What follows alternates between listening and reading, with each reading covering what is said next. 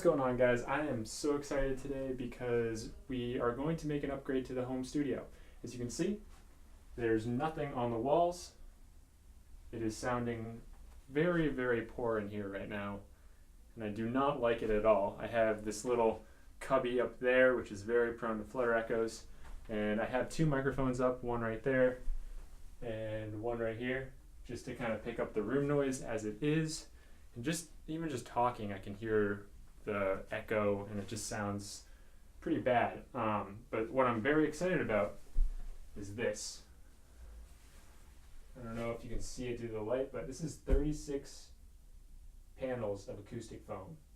Now, I've been doing a little research, and I have a good idea of how to place it.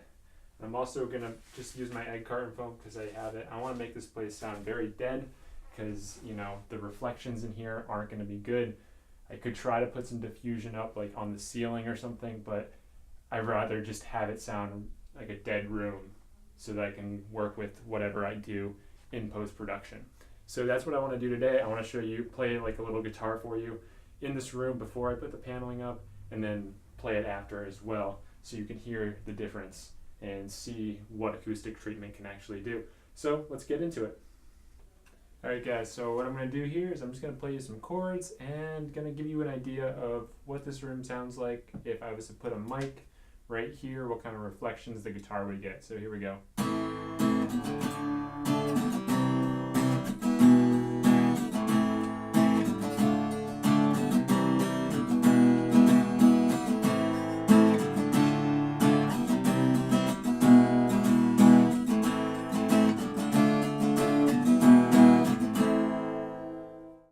Alright guys, so before I start adding the foam to the wall, I just want to show you what I'm using. Because I'm in a temporary situation where I am renting this apartment, I do not want to add glue to the wall, so I'm going to be using these T-pins.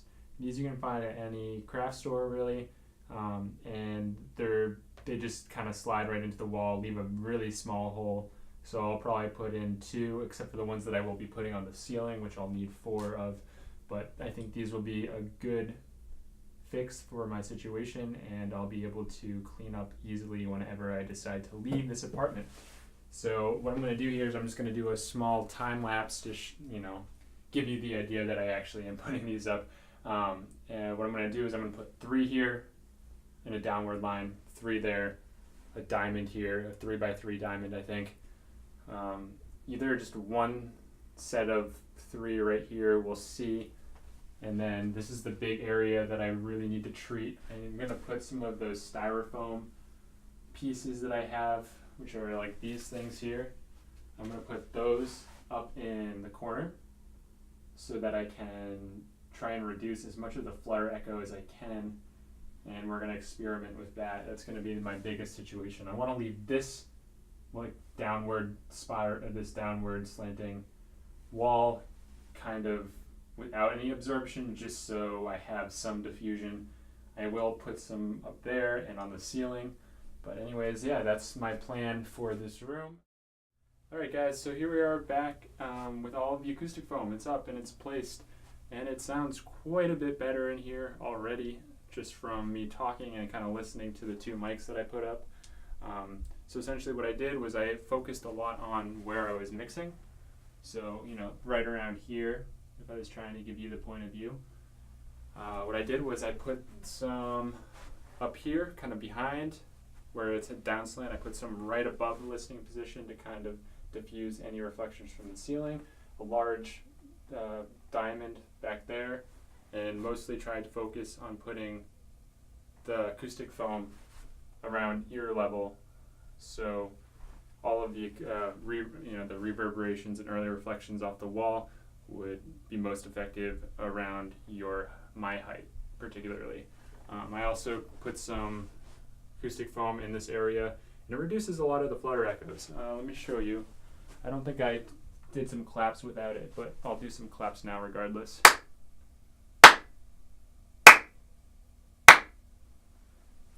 So there's still a very small amount of flutter echo, but it's reduced a lot compared to what it was.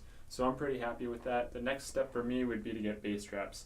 Bass traps are almost even more important than just these because these just take out mid and high frequencies from the room, which was a big deal for me. But yeah, the next step would be getting bass traps to start treating those lower frequencies. But anyways, I'm going to grab my guitar and we're going to listen to the difference between a treated room and a not treated room. So let's get into it. So before I started playing, I wanted to make sure that my gain levels were set to the same level from the treated test to the non-treated test. And something that might change a little bit is because I'm recording this part of the video a few days after the first one, my mic placement might be a little bit different. I have both of my mics pointing up and kind of at an angle because I want to get more of the room noise versus just the direct sound. So just keep that in mind while I play this and while we compare each room treatment. So here we go.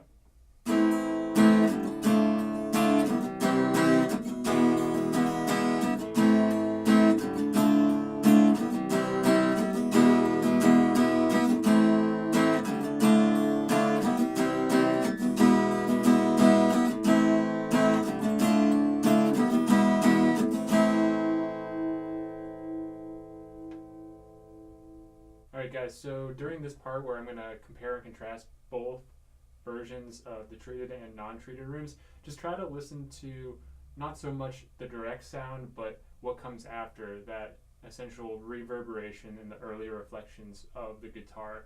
And that's where you'll most likely hear the difference in this room treatment. So let's take a quick look and do an A to B comparison of the treated room and non-treated room.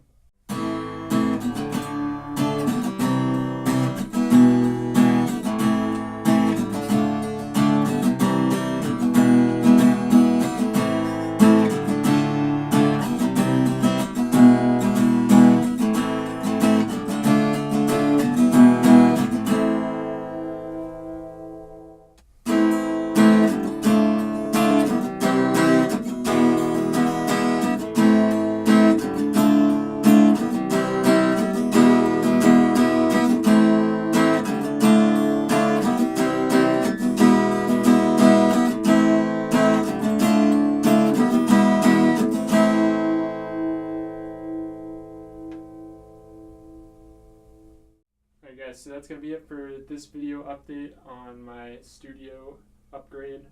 I hope you guys enjoyed it. I think it was a little bit tough to maybe hear the difference between the non-treated room and the treated room. If you want to go back and check it out, really pay attention to those early reflections, and I think that's where you can hear it the most. I think overall I've done a lot more testing and there is quite a bit of a difference. Like I said, way less flutter echoes than I started with. That's more of like the high SPL in sources that comes into play. But anyways, I think what you should pull from this video is that room treatment is one of the biggest things that you need to think about while creating your home studio. That and speaker placement, because if you don't have a good listening space, you're going to have trouble creating good mixes. Anyways, that's going to be it for this video, guys. Hopefully you picked something up. Hopefully you enjoyed it. Hopefully you could hear the difference between the two room treatments. So anyways, make sure you subscribe, like, and comment any questions or any comments that you have. And until next time, guys, have a good one.